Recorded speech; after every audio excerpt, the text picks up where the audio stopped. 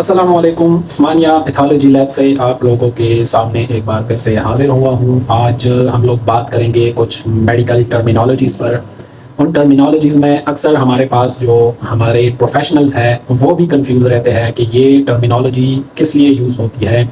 मैंने बहुत सारे प्रोफेशनल्स को भी देखा है जो इन टर्मिनोलॉजीज़ की गलत तशरीह करते हैं। तो आज देखते हैं कि इन टर्मिनोलॉजीज़ की जो रियल तशरीह है वो कैसी है, ये टर्मिनोलॉजीज़ असल में होती क्या है, इसका मतलब क्या होता है। ठीक है, तो टर्मिनोलॉजीज़ का बाकायदा आगाज़ करने से पहले मामूल के मुताबिक मोहम्मद व आले मोहम्मद पर दुरूद व सलाम भेजेंगे। अल्लाहुम्मा सल्ली अला मुहम्मद व आले मोहम्मद। हम लोग आज डिस्कस करेंगे disease, disorder, infection, infestation, illness, sickness. ये कुछ टर्मिनोलॉजीज़ है जिसमें मोस्टली हम लोग कंफ्यूज रहते हैं कि इनमें डिफरेंसेस क्या है। तो सबसे पहले डिस्कस करते हैं डिज़ीज़ को।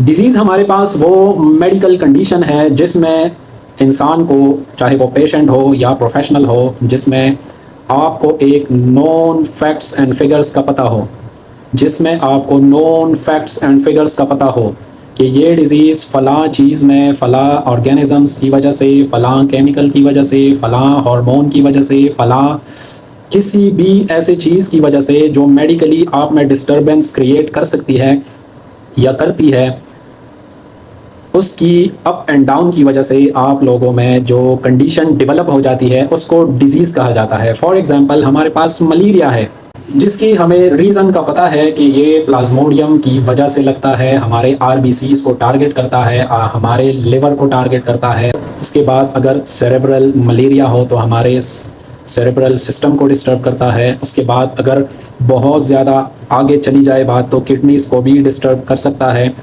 तो ऐसी कोई भी कंडीशन, ऐसी कोई भी मेडिकल कंडीशन जिसमें फैक्ट्स एंड फिगर्स का पता हो, उसको डिजीज़ कहा जाता है। दूसरे नंबर पर हम लोग डिस्कस करेंगे डिसऑर्डर को।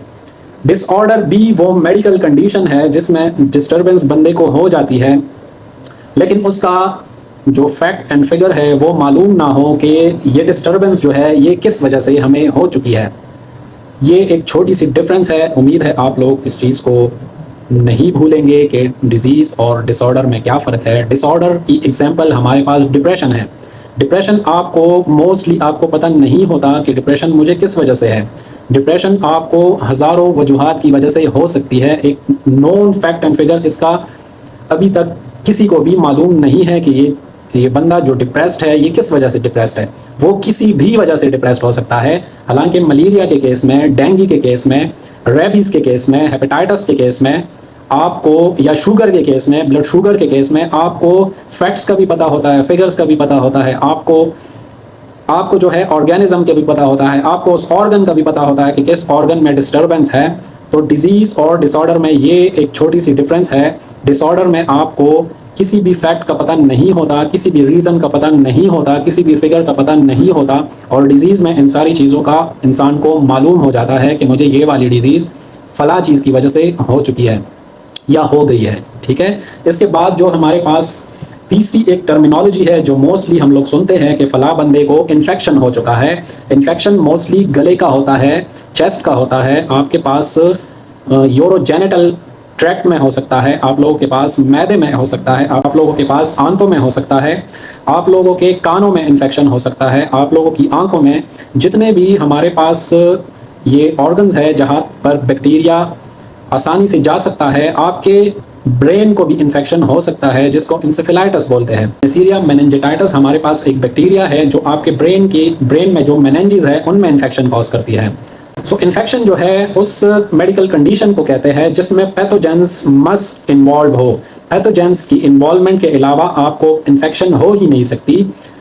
पैथोजेंस किन चीज़ों का नाम है, किस बला का नाम है? पैथोजेंस हमारे पास 5 टाइप्स के पैथोजेंस है जिनमें bacteria, viruses, algae, fungi and parasites है। प्रोटोजोअन्स जिसको कहते हैं, यूनिसेलुलर यूकैरियोट्स होते हैं। प्रोटोजवा वो हमारे पास, जैसे मैंने मलेरिया की बात की डिजीज़ के केस में, वो एक प्रोटोजवा है। तो जो भी मेडिकल कंडीशन हमारे पास पैथोजेंस की वजह से होती है उस कंडीशन को इन्फेक्शन बोलते हैं। दूसरी हमारे पास टर्मिनोलॉजी है जिसको इन्फेस्टेशन बोलते हैं।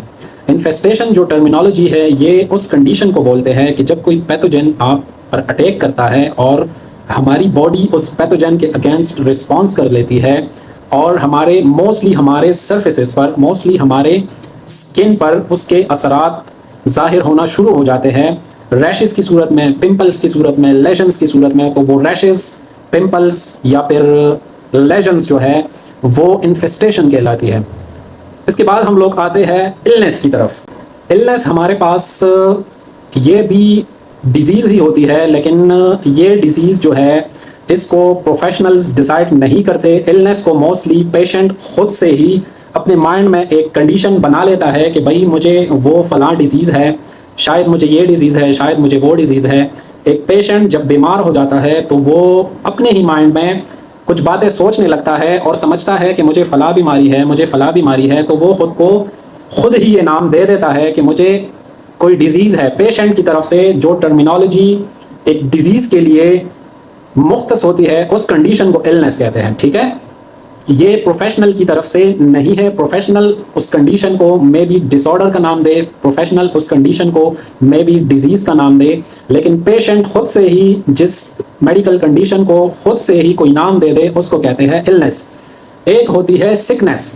सिकनेस में जब कोई बंदा मेडिकली ठीक नहीं हो, उसके चेहरे से, उसके चाल चलन से ऐसा जाहिर हो रहा हो कि इसको कोई कंडीशन है, तो जो माशरा है ना, जो माशरा है वो माशरा आपको एक नाम देता है कि भाई आपको शायद फलां वाली डिजीज़ है, आपको शायद फलां वाली डिजीज़ है। तो जो माशरा आपको जो नाम देता है उसको सिकनेस बोलते हैं। इलनेस में बंदा खुद को खुद ही एक नाम दे देता है कि भाई मुझे शायद फलां वाली डिजीज़ है, मुझे शायद फलां वाली डिजीज़ है। और सिकनेस में आपको माशरा जो है वो माशरा आपको नाम देता है कि भाई शायद वो फलां बंदे को फलां वाली डिजीज़ है। पता दोनों को नहीं होता क्योंकि दोनों प्रोफेशनल्स नहीं होते। तो जब इसी इलनेस और सिकनेस की कंडीशन को डॉक्टर के पास ले जाया जाए या फिर किसी अच्छी सी लैब में पैथोलॉजिस्ट के पास लाया जाए और वो पैथोलॉजिस्ट, वो डॉक्टर क्लिनिकली देख ले, पैथोलॉजिस्ट जो है वो लैब में मुख्तलिफ टेस्ट कर ले, टेस्ट करने के बाद उसकी जो कंडीशन जाहिर हो जाती है फिर उसके बाद डिजीज़ बन जाती है। उम्मीद है आप लोग इन टर्मिनोलॉजीज़ को समझ चुके होंगे। एक और टर्मिनोलॉजी जो बहुत ज़्यादा यूज़ होती है हमारे पास, जिनमें लोग कंफ्यूज होते हैं, वो है सिंड्रोम। आप लोगों ने अक्सर सुना होगा एड्स के केस में, जिसको एक्वायर्ड इम्यून डेफिशिएंसी सिंड्रोम कहा जाता है, या फिर और बहुत सारी हमारे पास डिजीज़ेज़ है जिसके लास्ट में सिंड्रोम आया हुआ होता है। तो सिंड्रोम जो है ये कलेक्शन ऑफ डिजीज़ेज़ को कहते हैं। जब एक बंदे में एक टाइम पे एक से ज़्यादा डिजीज़ेज़ हो, जब एक बंदे में एक टाइम पे एक से ज़्यादा डिसऑर्डर्स हो, जब एक बंदे में एक टाइम पे एक से ज़्यादा मेडिकल कंडीशंस हो, तो उसको सिंड्रोम बोलते हैं। Syndrome is a collection of signs and symptoms. Syndrome is a collection of diseases. Syndrome is a collection of disorders. एक ही टाइम पे इंसान को मलेरिया भी हो, एक ही टाइम पे इंसान को टाइफाइड भी हो, एक ही टाइम पे इंसान को हेपेटाइटिस भी लग जाए, जो कि मुमकिन है, ठीक है। क्योंकि ये सब डिजीज़ेज़, ये जितने भी मैंने नाम लिए, इनके ऑर्गेनिजम्स मुख्तलिफ है, इनकी रूट ऑफ एंट्री मुख्तलिफ है, इनकी जो डिजीज़ कॉज करने के बाद इनके साइन एंड सिम्टम्स है वो भी मुख्तलिफ है। तो ये बिल्कुल मुमकिन है कि एट अ टाइम आपको नमूनिया भी हो, एट अ टाइम आपको ट्यूबरक्लोसिस से टीबी भी हो जाए, एट अ टाइम आपको उसी टाइम आपको मच्छर काट के आपको मलेरिया भी हो जाए, उसी टाइम आप गंदा पानी पी ले आपको हेपेटाइटिस भी हो जाए, उसी टाइम आपको प्रिक लग जाए आपको हेपेटाइटिस बी भी हो जाए, सी भी हो जाए, खुदा ना ख्वास्ता आपको HIV भी लग जाए। तो ये मुमकिनात में से है। तो जो चीज़ मुमकिन हो और एट अ टाइम आपको 5-6 डिजीज़ेज़ 10 डिजीज़ेज़ हो जाए, अल्लाह हर इंसान की हिफाजत करे सिंड्रोम से, तो उस कंडीशन को सिंड्रोम कहते हैं। उम्मीद है आपको ये छोटी सी वीडियो, ये टर्मिनोलॉजीज़ समझ आ चुकी होंगी। और भी अगर कोई टर्मिनोलॉजी है जो मेरे जहन में इस वक्त नहीं आ रही, अगर आप लोगों को कोई टर्मिनोलॉजी याद हो तो कमेंट सेक्शन में कमेंट करें। मैं कोशिश करूँगा कि अगली वीडियो में उसको भी डिस्कस किया जाए। उस्मानिया पैथोलॉजी लैब को फॉलो करना ना भूलिएगा। पैथोब्रोस को यूट्यूब, टिकटॉक और इंस्टाग्राम पर सब्सक्राइब और फॉलो करना ना भूलिएगा। मिलते हैं आप लोगों को ऐसे ही बेहतरीन वीडियो के साथ। ज़िंदगी बाकी, मुलाकात बाकी, यार जिंदा, सोहबत बाकी। वस्सलाम।